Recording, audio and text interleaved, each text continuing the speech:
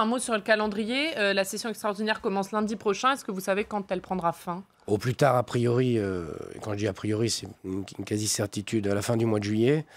Après, tout dépendra d'un certain nombre de commissions mixtes paritaires.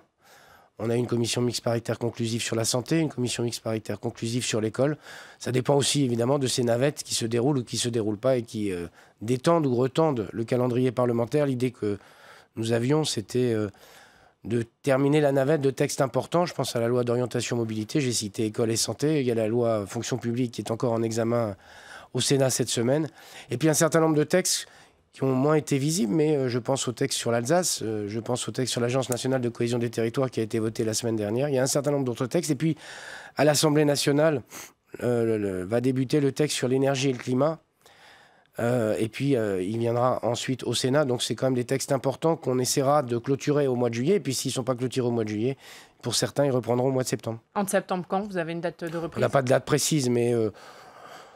première quinzaine, enfin fin de première quinzaine ou début de suivante, on est dans ces horizons-là, mais c'est une prérogative, comme vous le savez, du président de la République. Et donc le président de la République convoquera au gré aussi de ce qui se sera passé au mois de juillet. C'est pas encore décidé. Pascal Jalbert.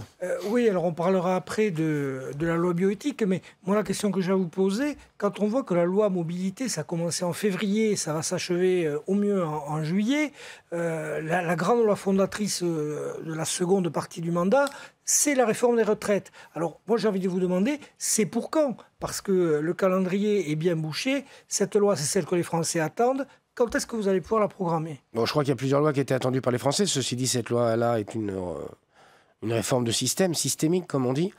Au mois de juillet, Jean-Paul Delevoye, le haut-commissaire, présentera les conclusions du travail qu'il a fait depuis quasiment 18 mois désormais, en dialogue avec les organisations syndicales, avec le terrain, avec les Français, pour donner les grands principes de son texte, les grands principes de cette loi. Et puis, on est sur un horizon qui sera au tournant de l'hiver.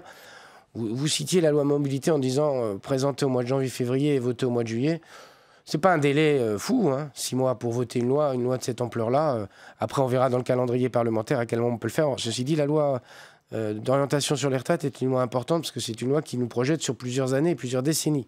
L'objectif étant d'ailleurs d'avoir une réforme suffisamment profonde, mais en même temps une réforme qui se déroule dans le temps. Il n'est pas question d'organiser des ruptures violentes. Il faut qu'on ait une perspective pluridécennale pour faire en sorte qu'on puisse voir et que chaque citoyen puisse voir en conscience quelles sont les annuités dont il aura besoin. Ça sera après les municipales, très clairement. On verra. On n'est pas obligé de se caler uniquement sur le calendrier des municipales. Mais est-ce qu'il y a de la place on nous avait beaucoup dit. Vous connaissez le calendrier parlementaire par cœur. Est-ce qu'il y a de la place avant pour cette réforme des retraites? Il peut y avoir de la place, mais ça dépendra là aussi. Si je peux me permettre, c'est pas pour éluder votre question, mais des navettes qu'il pourra y avoir sur les autres textes que nous aurons. Le texte bioéthique va arriver, on va en parler sans doute après.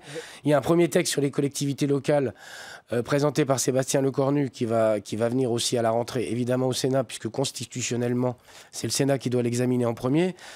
Donc on verra à ce moment-là les navettes, mais on nous avait parfois dit ne faut pas faire la réforme de la fonction publique avant les européennes. Et vous voyez, nous avons pu faire le texte. Donc on n'est pas seulement avec comme horizon l'horizon électoral. La réforme, elle n'attend pas forcément les horizons électoraux.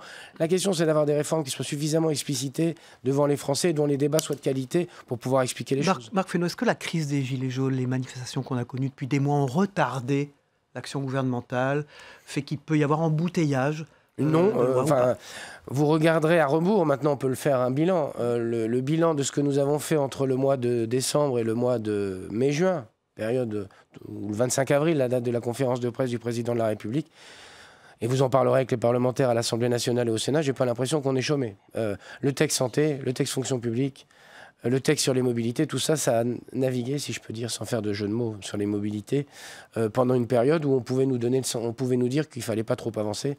Je ne crois pas que le calendrier parlementaire ait été du tout détendu au moment de la crise des Gilets jaunes. Et d'ailleurs, nous aurions fait des fois nous-mêmes, puisqu'une partie des réponses, je pense à la question de la désertification médicale, je pense à la question des mobilités, elle trouve sa réponse, en tout cas en partie sa réponse, dans les lois que je viens d'énumérer. Donc je ne crois pas que nous soyons dans une phase où nous rattrapions un retard. Nous avons déroulé un programme législatif qui a été assez dense, y compris depuis la crise des Gilets jaunes.